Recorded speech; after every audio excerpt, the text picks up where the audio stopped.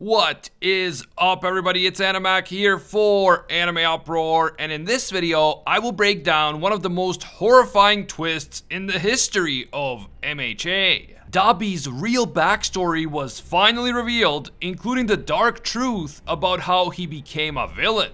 The villains have been conducting horrible experiments on children, and Dabi was one of them. What's more, it looks like Dabi may actually be a human NOMU hybrid, so let's get into it. You guys know the drill. If you enjoy these videos and you want to see more in the future, just leave a quick like and comment. It only takes a second, but it really helps with that YouTube algorithm. And remember that subscribing and hitting that notification bell is a very real and completely free way of directly supporting the channel. You can also hit me up on Twitter and Instagram at Anime Uproar. Finally, this video will of course contain Boku no Hero manga spoilers, so please proceed with caution, you have been warned.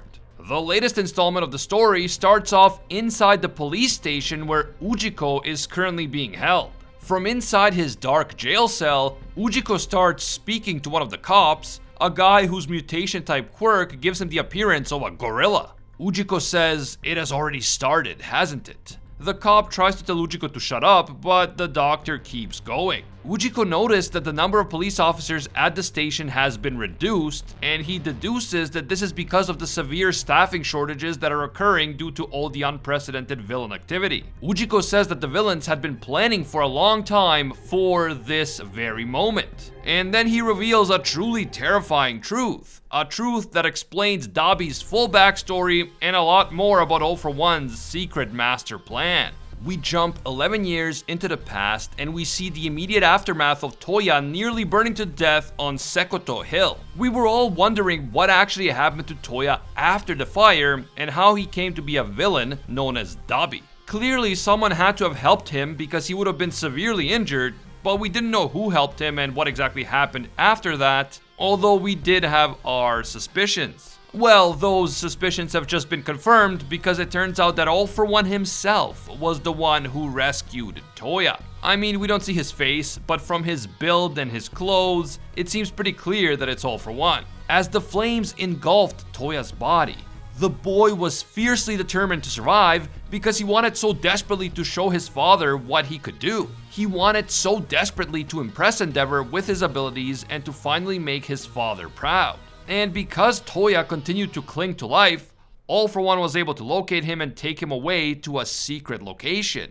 After 3 full years of being in a coma, Toya finally wakes up inside what appears to be some sort of children's hospital / school. There are other children here, and when Toya wakes up, the children seem excited that quote-unquote Mr. Sleepyhead is finally awake. The entire scene is very surreal. There are children's arts and crafts all over the wall, and the vibe in general is very friendly, except we all know that there is some scary stuff going on just beneath the surface. And Toya's face, which was supposed to have been burned off along with the rest of his body, seems to have healed. I mean, he has large scars and stitches on his face, which gives Toya a Frankenstein monsters kind of vibe, but he looks a lot better than he should have, knowing what he has been through. Toya has no idea where he is, and when he speaks, he is surprised by his own voice. His voice seems different than it was before. The other kids tell Toya that he is quote-unquote home, which is again super creepy, and they also explain to him that he has been asleep for 3 whole years. Toya has no idea what happened to him, and the last thing he remembers is burning up in the fire on Sekoto Hill. He decides that he has to go back home right now, and then, just when I thought that things couldn't get any creepier, one of the, I guess, teachers shows up. This teacher is a muscular guy who has the face of a happy childish flower for some reason. And Flower Face Guy explains that Toya cannot go home because this is his new home and the other kids are his new family. He also says that Toya is sure to warm up to the other kids quickly, which is just I have no words. Anyway, Toya's like, oh, hold up, bro, that pun was terrible, but also I have a family and they're probably worried about me and looking for me. Toya tries to tell himself that Endeavor was probably just too busy to come and see him on Sekoto Hill that day, but he's probably worried sick now and he needs to apologize to his mom and the others for disappearing for 3 years. At this point, it's clear that despite what happened on Sekoto Hill, Toya is still determined to earn his father's approval. However, A voice from a computer then begins to speak to Toya, and it says that Toya's plans to return home are no longer possible. We don't actually see who is speaking from the computer, the screen is just completely dark, but we can assume that it must be either All For One or Ujiko. All For One has done this type of computer communication stuff multiple times in the past, but since Ujiko is the one who is telling the story, it could be him. The voice explains that Toya's body was burned down to almost nothing, and the procedure of putting his body back together was an extreme one.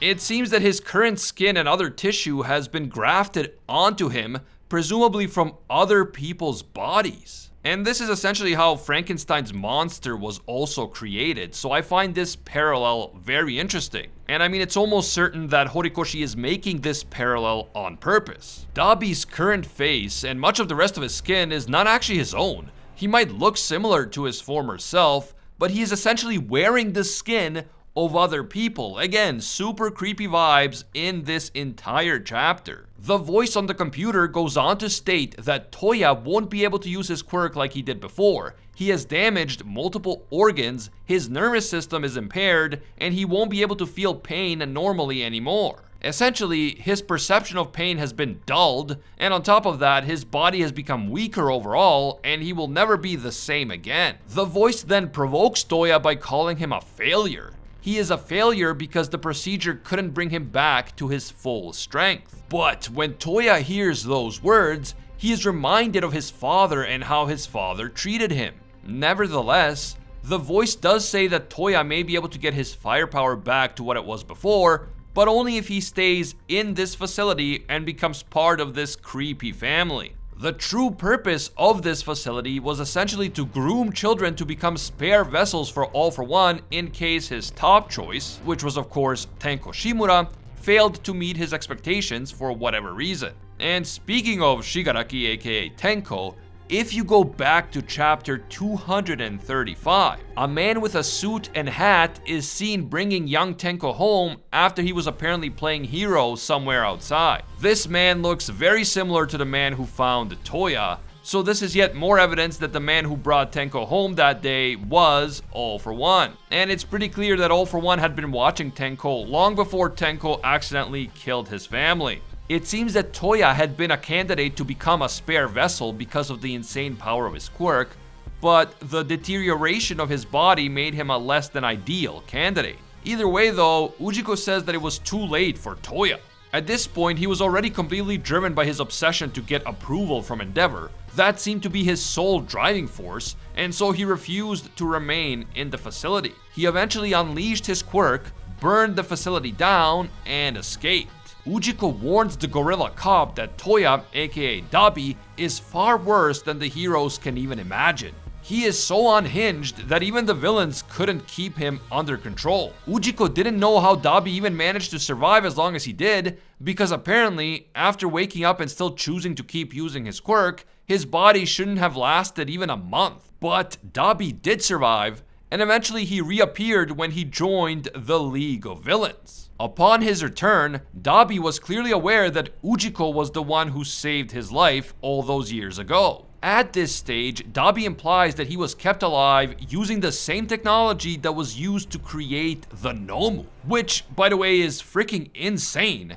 And that explains why Dabi's body hasn't been incinerated, even though he uses incredibly overpowered flames without having a resistance to those flames. Dabi seems to be some sort of human NOMU hybrid, so his ability to withstand damage and tolerate pain are far beyond the level of a normal human. That said, because Dabi's NOMU parts were only on the outside, they're only skin deep if you will, his actual mind was not affected by this procedure. On top of this NOMU twist, Ujiko states that a major reason why Dabi's body has managed to overcome death is his obsession for revenge against Endeavor. In that sense, his body was being held together by the flames of vengeance. Although I mean that is not a very scientific explanation, so I assume that it's more symbolic of Dabi's state of mind than an actual reason why he managed to keep his body together. Back in Kamino, Dabi tells Shoto that he did go home after escaping from that facility. Even then, 3 years after the fire, Dabi, who was still Toya at the time, wanted to be acknowledged by his father. But when he arrived back at the Todoroki house, he saw Endeavor training with Shoto. Not only that, but he was being brutal with Shoto as if he learned nothing from the tragedy that happened to Toya. This made Toya think that his father had already moved on from him. He was too busy training Shoto and putting all of his efforts into Shoto, and it was like Toya never even existed. Toya didn't even matter because Shoto was the new star of the show, and the family had simply moved on from Toya. And not only that, but what happened to Toya didn't make Endeavor stop and think twice about putting his children through so much suffering. Shoto just became the new Toya in Endeavor's mind. Toya was replaced and forgotten, and this made him feel even worse. Now, we know that things weren't actually that simple. Toya's mother never got over what happened to him, and neither did his siblings. Even Endeavor was devastated by the loss, but because he didn't know what else to do with his grief, he channeled everything into training Shoto. This was obviously a terrible and counterproductive way of dealing with the tragedy, and Shoto ended up suffering even more because of it. It goes without saying that Endeavor made many mistakes and did many bad things. So Toya does have a point here, but it just isn't as simple as he thinks. After witnessing what he believed to be evidence that his family moved on from him, Dabi stopped being obsessed with making Endeavor proud. However, he replaced that obsession with an obsession for revenge against Endeavor. He spent all of his time trying to make his flames stronger without regard for the damage he was doing to his own body, and he also carefully studied all of Endeavor's actions as a top pro hero in order to learn all of his moves. This is when Toya died and Dabi was born. Ujiko explains that Dabi is a completely different villain from someone like All For One. All For One is a master strategist who wants to avoid death and live forever. On the other hand, Dabi is an obsessed berserker driven by revenge, and he will gladly embrace death if it will allow him to fulfill his desire for vengeance. Unlike All For One, Dabi is self-destructive and insane, and as the chapter brings us back to Kamino, we see that Dabi has essentially turned himself into a flaming corpse, a fiery human NOMU. This new, completely out of control Dabi vows that he will burn everything precious to Endeavor down to the ground. And this act will serve as proof that he existed. This will be Dabi's revenge for the fact that Endeavor had forgotten him and replaced him with Shoto. It is clearly implied that Dabi is prepared to give up his own life to kill Shoto, and he will fight until the bitter end without any regard for his own well-being. As Shoto proclaims that he is not going to let Dabi do anything like this, the chapter comes to an end. And wow, we have gotten hints about Dabi's demented state of mind before, but this chapter has just taken all of that to the next level. Dabi is clearly ready to burn himself to death in the name of revenge, and when you have such an overpowered villain who is willing to fight to the death, it could lead to absolute disaster for the heroes. I mean, how do you deal with a villain who has flame attacks that put even Endeavor's flames to shame and a complete lack of concern for his own life? Like, yes, Shoto is going to try to deal with him, but it will not be easy. Dabi is literally built different. He is a fanatical extremist when it comes to his thirst for revenge, and so conventional logic and strategy don't really apply to him. What do you guys think is going to happen now? Dabi isn't trying to win a fight or get out of this alive, he just wants to see the world burn, himself included. What do you guys think is going to happen now? Is Shoto going to succeed in taking Dabi down, or is Dabi going to destroy himself while also taking a bunch of heroes down with him in the process? Is this the beginning of the end for Dabi? Is he going to go out in a blazing inferno, or will he actually survive this battle? Also, what did you guys think of Dabi implying that the procedures that were performed on him were similar to the procedures and technology that created the NOMU? To me, it sounded like he's a human NOMU hybrid. It sounded like he has NOMU-esque alterations performed on his body, but on the outside only. So because of that, his mind wasn't affected by the procedure because nothing was done to him on the inside. Do you guys agree with this interpretation? Let me know down below. Finally, how messed up is it that All For One and Ujiko essentially had an orphanage where they groomed the children to become spare vessels for All For One? And they even tried to convince the children that they were all part of some cult-like family. Man, All For One really has been weaving his evil plans for decades, and he wasn't kidding when he said that he always had multiple backup plans.